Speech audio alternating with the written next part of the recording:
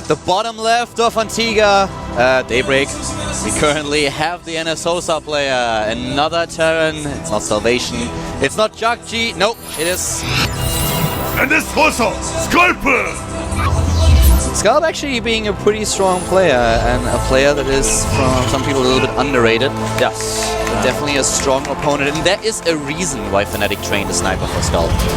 Yeah, and his opponent is that sniper. He's the blue Terran up to the top right for the Team Fnatic. The GSL runner-up, he is... Fnatic Lane! Who is not, well, he's not in a position where he has the map choice against his opponent, but at least right now he can play the opponent that he trained for. And look at that, Rain sneaking out with an SCV and building gas first. And actually his opponent goes gas first as well. Now depending on how Rain does this, the gas first of his opponent may either hurt or help him. You know, the best builds on this map in a Terran versus Terran is actually when both players go for a gas first and both of them start to proxy right next to their opponent's main base. That are the most serious games you've ever seen. Yeah. Games like this are just brilliant because both of them just realize at some point, oh, you proxy too? This is, and it happens occasionally, pros versus pros, both players 2-game proxy against each other. That can be quite interesting as well. You gotta make all the right choices. It's pretty hilarious. It's very rare. And in Terran versus Terran when that happens, it's often Banshee versus Banshee. And then you have to micro against the Banshee at home while you're microing your Banshee against what he's microing at home against yours. It becomes crazy. And right now we have no scout. No scout so far for Scalp. He's going for this gas first and wants to start with a fast tech here. Yeah, on a map of a two-player map, when you go gas first, you want to get as many extra minerals as possible because you kind of sacrifice a little bit of economy with this. So oftentimes players will not scout because they know their opponent's position. What's kind of funny is the position that Rain actually chose in order to pull this proxy off. Because as already mentioned, there are basically two spots where you usually proxy on this map. If you want to go for the Marauder build, that's pretty rare these days because it's been scouted so often and you know exactly where your opponent is going to build the barracks. You usually build it between the second and the third base. But if you go for this particular build that Rain is executing right now, you usually build those buildings right to the lower mineral patches in the middle of the map. And he's actually moving those buildings a little bit more to the right because he knows that his opponent might actually scout this position. This is really weird, by the way. Okay, so he's going to make the starport on the tech lab. The way he made his tech lab almost made it look like he wanted to start Warhound production, but unfortunately for him, that may be something that no one can ever start again. He's just going to have that starport, the fastest possible Banshee with the tech lab already in position. Whereas Rain is a little bit behind with his production, but that's going to be insignificant considering that the distance he has to travel is so much less than his opponent. Yeah, and Rain is not going he's going for Hellions right now. Yes. So we have actually Rain with the Hellions. He will get, of course, also a Medivac. Now what's funny also too about this is when you proxy your starport, if your opponent goes Banshees this quick, then you cannot use your rallying Viking at home to defend Banshees. He has to fly all the way across the map if he wants to do that. Oh, look at that. He's actually... He nearly gets the Hellion. 2 hit points left. They could get killed by SCVs. Yeah, the SCV will kill it at the ramp most likely. Watch this. It's going to happen. Either the SCV or the Hellion will kill it. Oh, he didn't account for a wall. The SCV just missed his chance and it's like, I want to be a killer, but I can't.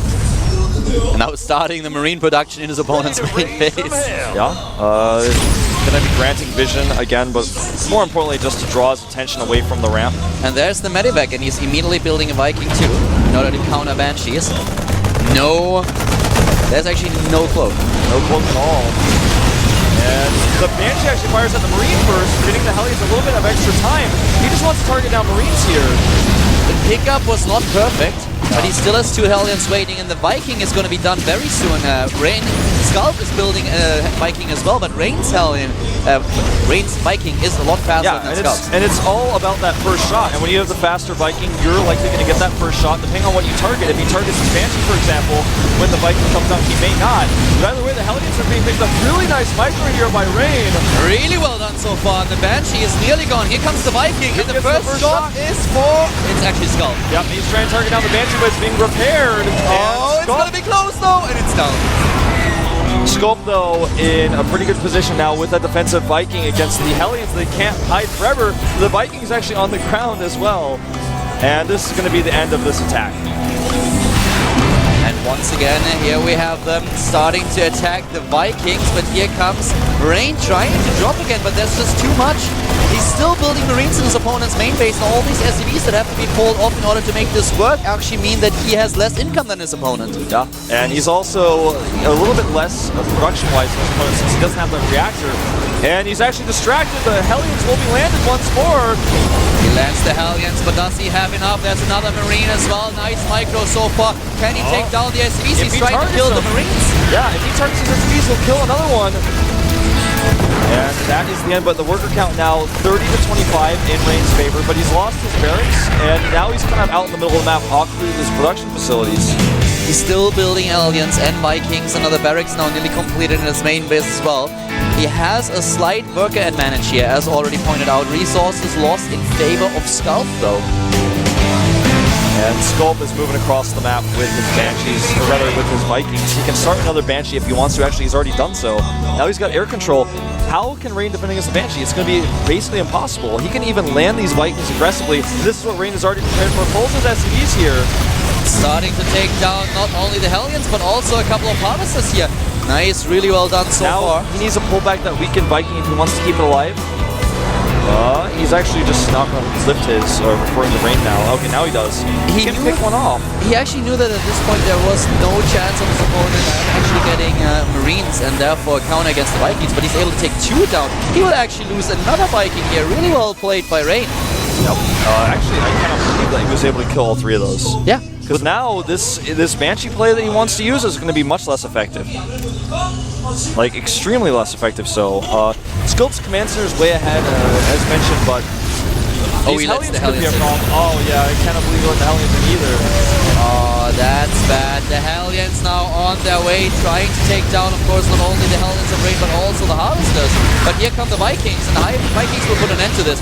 Nice placement with the supply depot at the back to make sure that those Hellions cannot get behind the mineral patches. If the Hellions did a little bit more damage, the Marine follow-up would have been quite deadly, but Defender's advantage and the way the flames for Rain's Hellions hit the Hellions of Sculpt, he just was able to do the extra damage. Now the production facilities being in the middle of the map becomes a problem. The starport cannot be utilized right now. It's going to be taken out. Yeah, it's most likely going to lose the starport here. Cannot hide forever. As soon as it starts burning, it's basically over. Those Vikings try to assist, try to at least take down or damage the Banshee. But there's too much Marine support. He cannot close the distance. Now he's got 3. He may be able to target it. Cool pull away by the Banshee, knowing this is likely going to happen. Now he's going to be careful with his Hellions against the Banshee. The Marines as well have to be careful against the Hellions, and the Banshee falls. The Banshee falls indeed, and now the Marines are about to fall as well because more Hellions are joining the fun. Yeah, and they came from the south, so he didn't really expect that location of approach. The Harvester count right now is still a little bit in favor of Rain, but not by too much. This is just such a weird game. Yeah. The way the battles are playing out in the middle of the map because of the location of the buildings, how many Vikings we've had land and fly. This is really an atypical game. Right now. These SCVs are coming down at the worst possible time, but luckily he's just got too much of a buffer for Rain's Hellions. Those Vikings are so important in this situation that he can actually use them on assault mode in order to focus down the Hellions. This is so crucial without the bunker being up yet. And he did save the starport. That's something we didn't talk too much about, but with that last battle going in Rain's favor, he was able to save the starport. Now sends the factory back home. And he's a little bit behind with his mining. His stim is very behind, and that could be a very deciding factor in this game. He does not want to fight that tank with those loading points Hellions. But if you look at the tech right now, and at the tanks in particular, he's just really way ahead. There's not even a tank production for Rain started just yet because he doesn't have the flying. Yeah, he doesn't have the factory in position. So Sculpt is looking at a pretty cool tech advantage here over his opponent. Yeah, his infrastructure is just so much better. They both have the researches coming on along the way, but the Marine production is actually better for Sculpt because he's got 2 reactors, and yeah, that means that he can research Stim and Combat Shields at the same time. Rain can, but Stim is already done, so he can start Combat Shields at basically the same time. He's got every advantage as far as infrastructure goes, but Rain still has the supply lead right now. He's 7 workers ahead of his opponent and has a really strong economy going on. At the bottom of the map, we have the Vikings now flying in, but they won't be able to spot the factory. It's already long gone and about to enter the main base of the Fnatic player.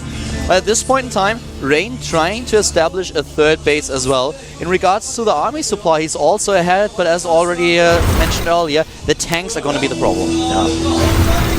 They really will. Oh, he's trying to sneak past his opponent. If he can actually blindside him here, that would be so good for him. It's just so clear that Sculpt knows about this. That's why he moves his tank that way. Unfortunately, it's slotted. Did you see how he moved his Hellion starter to block the tank out? Yeah, he's actually well done. Even though he has Stim here, the hit points were so low that Rain will actually trade pretty well here. Yeah, he traded really well. Now we have Assault mode in the main base. He's trying to take down as many, at the natural.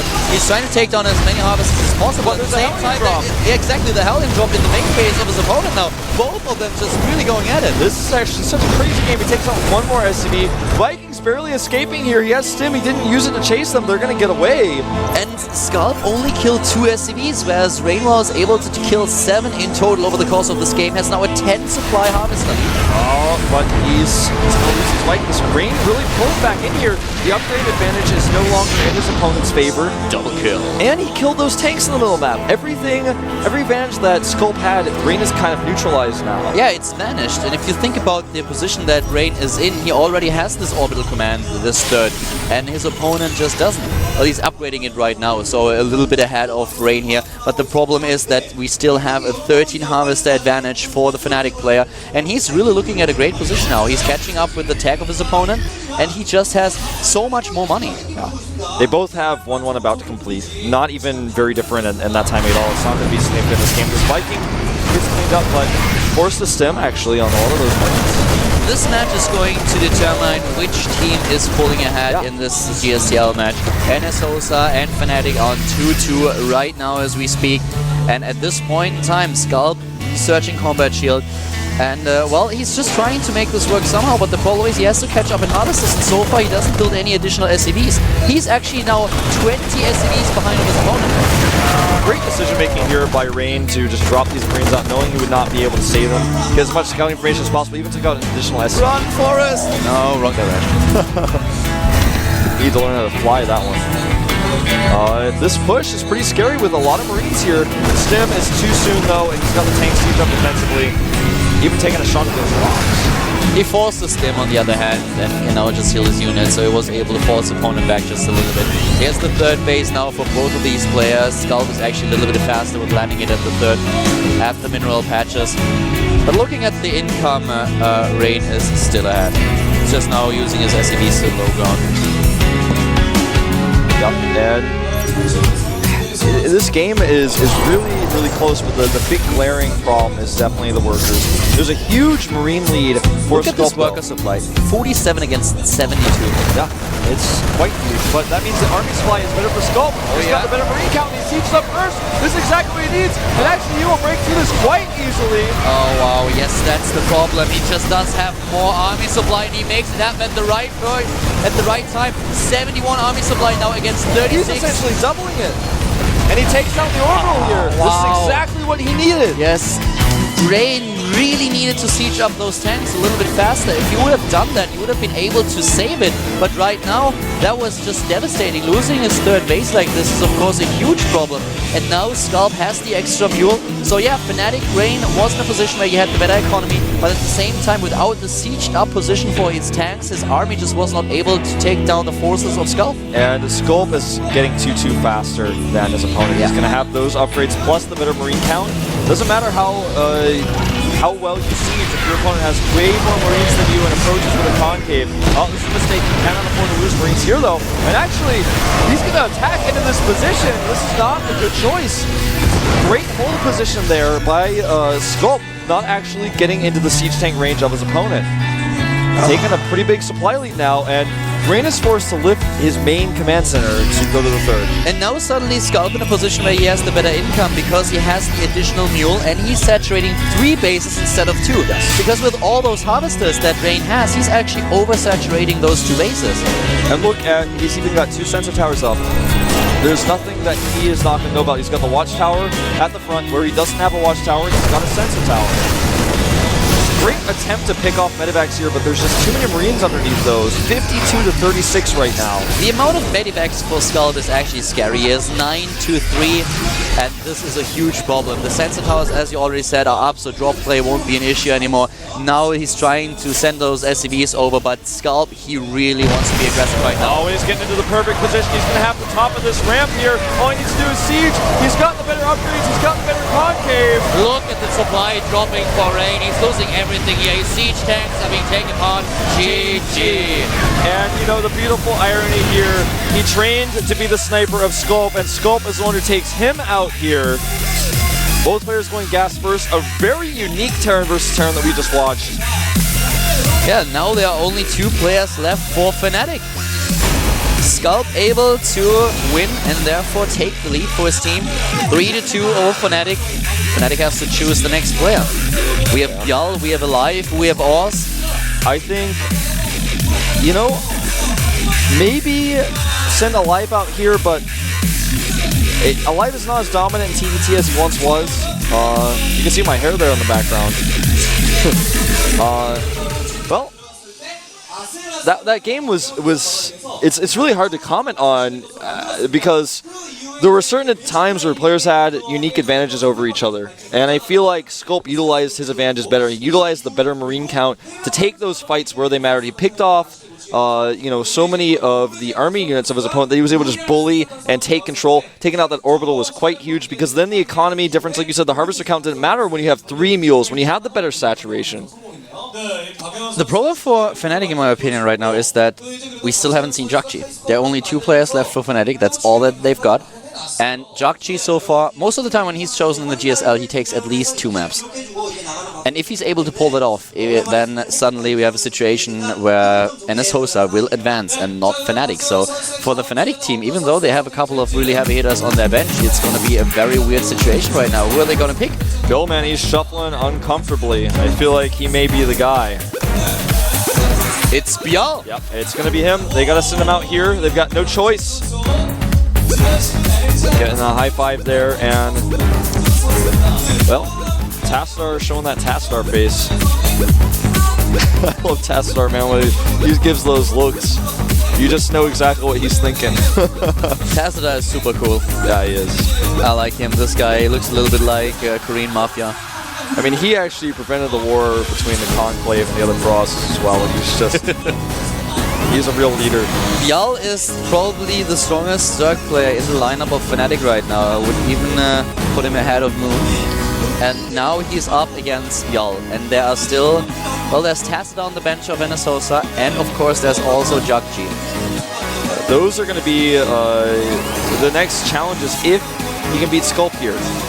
Now, Sculp has shown that he can actually play a game where he is behind in some ways, but ahead in others, and really pick out the advantages he has. Bill, on the other hand, is an all-around great player. He shows great builders, he's got the right decision-making, and he's got a lot of experience in the Team League booth. And, well, I guess we're heading into another 5-minute break before we actually start the next game. We don't know about the map just yet. Remember, there is Whirlwind, Metropolis, Grand Lagoon, and Entombed still in the map pool. And this is a very tactical choice which kind of map you use right now, because, of course, Tacita later on wants to use Entombed against Bial. So which map did Bial actually choose?